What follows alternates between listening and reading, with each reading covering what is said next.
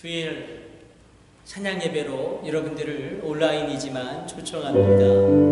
우리가 찬양하지 않으면 온 만물이 하나님을 찬양할 것입니다. 온 만물이, 온 우주가 하나님을 찬양할 때에 우리도 함께 찬양기를 원합니다.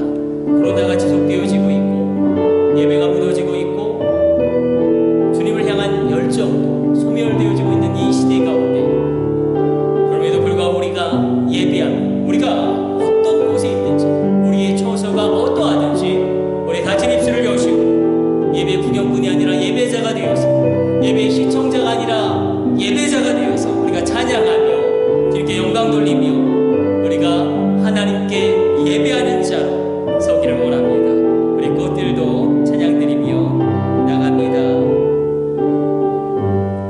예수 사랑합니다. 예수 사랑합니다. 사랑합니다. 온 마음 다하여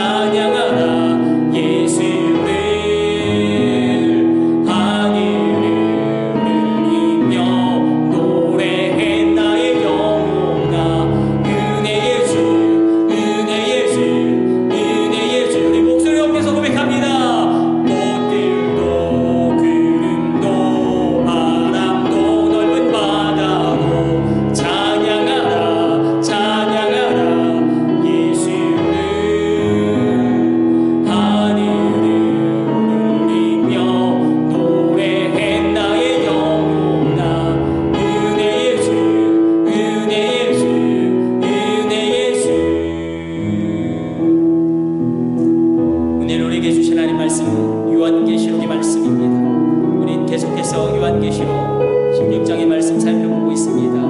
요한계시록 16장 4절로부터 7절까지의 말씀 다 같이 합독함으로 주님 말씀 앞에 서는 시간 갖기를 원합니다. 셋째 천사가 그 대접을 강과 물 근원에 쏟음에 피가 되더라. 내가 들으니 물을 차지한 천사가 이르되 전에도 계셨고 지금도 계신 거룩하시니요 이렇게 심판하시니 의로우시도다.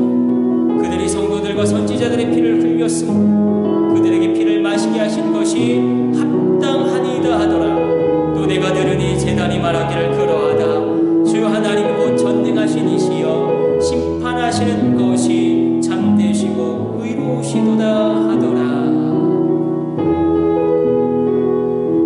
오늘 세 번째 대접의 심판을 우리가 살펴보기를 원합니다. 강과 물의 근원이 심판을 당합니다. 오늘 본문의 말씀은 이 순교자들의 보좌 앞에서의 편안한 기도, 그 토설 기도가 등장하고 있습니다. 하나님께 신원을 요청하고 있습니다. 이것은 원수를 갚아주신 하나님, 공의를 세우신 하나님을 정직하게 이야기하고 있는 것입니다. 우리가 흘린 핏값을 언제까지 주님이 갚아주신 것을 참으실 것입니까? 언제까지 성도들이 이렇게 핍박당하는 것을 주님 간과하실 것입니까? 주님의 공의를 언제 이루실 것입니까? 그렇게 간절히 주님 앞에 탄원하고 기도합니다. 그때에 주님이 이렇게 말씀하시죠. 요한계시록 6장 11절을 보면 이렇게 말씀하십니다. 각각 그들에게 흰 두루마기를 주시며 이르시되 아직 잠시 동안 쉬되 그들의 동무종들과 형제들도 자기처럼 죽임을 당하여 그 수가 차기까지 하라 하시더라. 이렇게 말씀하세요. 이게 도대체 무슨 말씀이냐? 예수님의 심판과 재림이 있기 전까지 순교자의 수가 차야 한다. 아니, 하나님 왜 이렇게 잔인하시냐? 우리가 대번에 그런 생각이 들 수도 있을 것입니다. 순교자의 수가 차기까지 심판을 이루시지 않으실 것이다. 순교자의 수가 차기까지, 아니 그럼 더 많은 순교자가 생겨야 된다는 것이냐? 이것을 이렇게 바라보시지 마시고 요한계시록의 하나님의 마음으로 읽어보시면 순교자의 수가 차기까지는 복음이 이 땅 끝까지 전파될 때까지, 정말 복음이 이 땅까지 하나님이 정하신 정말로 모든 민족에게 복음이 들려질 때까지. 그런데 이 수가 정말로 복음을 듣지 못한 그런 미전도 종족의 수가 급격히 줄어들고 있습니다. 지금 그 수가 급격히 줄어들고 있어요. 그래서 그 때까지 내가 기다릴 것이고 순교자의 수가 차기까지 내가 기다릴 것이다. 그때의 제단이 또 외치죠. 그 일이 의롭고 그 일이 참되시다. 여러분, 순교자의 피가 흘려지는 곳에는 놀라운 부흥의 역사가 일어납니다. 우리 가운데, 우리나라도 마찬가지죠. 수많은 선교사님들이 이 땅 가운데, 이 조선 땅 그 당대에요. 아프리카가 가기 쉬웠지. 조선 땅에 오는 것은 모든 것을 거는, 여기는 정말 아프리카에서는요 호텔도 있고요, 아프리카에는 커피도 있었지만 이 구한만 조선 땅에 온다는 것은 정말로 어려운 일이었습니다. 그래서 수많은 선교사님들이 이곳에 와서 풍토병으로 죽고, 또 그분들의 자녀들이 어린 나이에 죽고, 수많은 그런 순교자들의 피로 세워진 교회가 한국교회라는 것입니다. 그런데 그 선교사님들을 서구 제국주의의 앞잡이다, 서구 제국주의의 수괴다, 천병이다 폄하하는 것은 절대로 옳지 않습니다. 우리가 이렇게 온라인으로 예배 드릴 수 있는 것도, 우리가 그나마 그래도 예배를 드릴 수 있는 것도 이 순교자들의 피가 있기 때문에, 여러분, 순교자들의 피가 있다는 것은 하나님의 살아계심이 여전히 역사하고 있다는 것입니다. 그때에 하나님께서 주신 놀라운 상급이 반드시 있습니다. 한번 이런 생각을 제가 말씀을 준비하면서 해봤습니다. 제가 제자훈련을 받을 때에 영광에 대하여 굉장히 고민한 적이 있습니다. 또 제가 제자훈련을 할 때도 마찬가지였습니다. 영광. 제가 목회자 제자훈련을 받을 때에 특별히 이렇게 개척교회를 하시면서 그분들의 열악한 상황, 그분들의 목회의 고통을 들은 적이 있습니다. 일단 물질적으로 너무나 어렵고 아무리 해도 안 되는 거예요. 성도들이 오지 않습니다. 아무리 노력을 해도 성도들이 늘지 않는 이 문제. 그래서 반복적으로 낙심하고 또 기도하고 일어서지만 이 현실적인 한계가 만만치 않았습니다. 어떤 목사님은 자기가 심각하게 고민하고 있는 게 자기의 자녀들, 나야 내가 목사로 이 길을 걸어갔다라고 헌신했기 때문에 내가 이 고생을 하는 것을 받아들이지만 나의 자녀들은 이게 무슨 고생이냐. 이 기로에 있어서 그래서 정말로 이 자녀들 너무나 어려운데 내가 아르바이트라도 해야 되지 않겠는가. 이런 현실적인 고민을 하고 있는 분들, 정말로 가정의 입장에서 목회만 할 게 아니라 뒷받침을 해줘야 되는데, 근데 그러면서도 그분들 또 목회를 하시고, 제가 이런 생각을 해보았습니다. 만약에 저분들이 개척교회를 안 하셨다면 저렇게 고생하실까? 맞벌이라도 하시면 지금보다 훨씬 낫지 않을까? 그래도 목회를 계속해야 하나 이런 회의가 들지만 또 기도하고 일어나고 하나님 맡겨주신 그 사명을 묵묵히 붙잡고 가는 것, 그러기를 계속 반복하는 게 이 땅 가운데 순교자의 피가 차기까지 그 분들이 당하는 어려움이 순교자의 피의 어려움과 무엇이 다를 게 있겠는가? 그래서 우리가 예수님을 믿는다라는 것, 영광 돌린다라는 것을 우리가 분명한 개념으로 붙들고 성경의 말씀에 귀를 기울여야 합니다. 잘 들어보세요. 우리는 하나님께 영광 돌린다라는 것을 다분히 이런 식으로 생각합니다. 시험에 합격한다든지 좋은 곳에 취직한다든지 그리고 높은 곳에 올라간다든지 그리고 무언가 엄청난 일을 이룬다든지 그렇게 함으로 하나님께 영광을 돌린다고 은연중에 많은 성도님들이 생각합니다. 그래서 뭐 자녀가 회사에 입사하거나 아니면 자녀가 좋은 학교에 입학하게 되면 그렇게 감사 예물을 드리시는 분들이 많아요. 합격하게 하심으로 또 취업하게 하심으로 하나님께 영광 돌리게 하시니 감사합니다. 좋은 데 취업하고 성공하고 출세하고 합격하는 게 영광을 돌리는 것이냐, 뭐 합격하지 못하고 그리고 성공하지 못하고 승진하지 못하고 좋은 것을 이루지 못하면 이 영광을 돌리는 게 아니냐, 하나님께 영광을 가리는 것이냐. 그래서 절대로 기억하세요. 성경에서의 영광, 이 독사의 개념은 전혀 그렇지 않아요. 영광을 돌린다는 것을 정확히 짚어내야 합니다. 그래야지 우리가 이 순교자의 피를 우리가 이해할 수가 있고 하나님께 진정으로 영광 돌린다는 것이 무엇인지를 깨달아 알 수 있습니다. 요한복음 17장 4절에서 주님이 분명하게 말씀하세요. 자, 영광이라는 헬라어 단어는 독사인데 이런 의미가 있습니다. 예수님 친히 이렇게 말씀하세요. 아버지께서 내게 하라고 주신 일을 내가 이루어 아버지를 이 세상에서 영화롭게 하였사오니, 내가 아버지께서 내게 하라고 주신 그 일을 내가 이루어 아버지를 이 땅 가운데서 영광 돌리게 하였다라고 주님이 말씀하고 있다는 것입니다.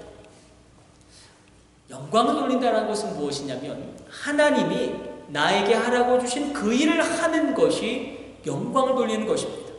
시험에 합격하고 성공하는 것, 물론 그렇게도 하나님께 영광 돌릴 수도 있겠지만 본질적인 개념은 하나님이 나에게 하라고 하신 그 일을 묵묵히 감당하는 것. 뭐 목회자의 입장에서 우리가 농촌 목회를 할 수도 있겠고 뭐 개척교회 목회를 할 수도 있겠고 또 뭐 교인이 몇 명 나오든지 간에 하나님 나에게 하라고 하신 그 일을 묵묵히 감당하는 것, 그것이 하나님께 영광 돌리는 것이다.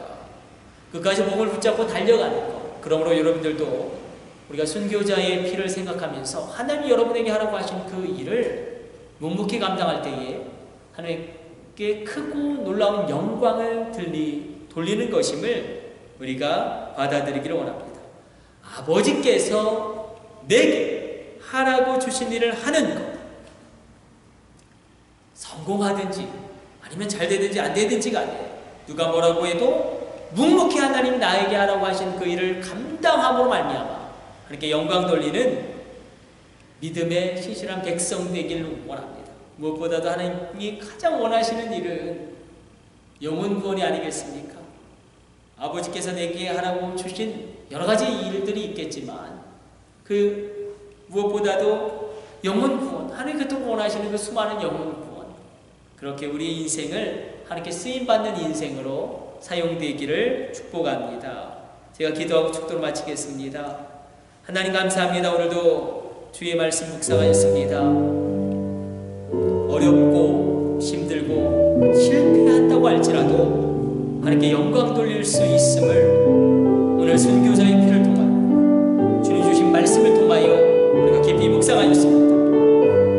하나님의 판단, 하나님의 셈법은 세상과 전혀 다름을 우리가 받아들이게 하여 주옵소서. 실패해도 하나님께 영광 돌릴 수 있고 무너져도 하나님께 영광 돌릴 수 있음을, 질병에 걸려도 하나님께 영광 돌릴 수 있음을, 하나님이 내게 하라고 하신 그 일을 묵묵히 감당함으로 그렇게 하나님께 영광 돌릴 수 있음을 우리가 고백하게 하여 주시고, 그렇게 우리도 순교자의 반열에 서서 순교자의 피를 흘리며 이 영적 전쟁을 수행하게 하여 주옵소서.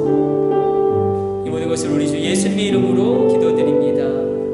이제는 우리 주 예수 그리스도의 놀라운 구속의 은혜와 지극히 크신 하나님 아버지의 사랑하심과 성령님의 감동하심이 온라인으로 예배드리는 그 영혼들, 그 심령들 하나하나 그 머리머리 위에 이제로부터 영원까지 함께 있을지어다. 아멘.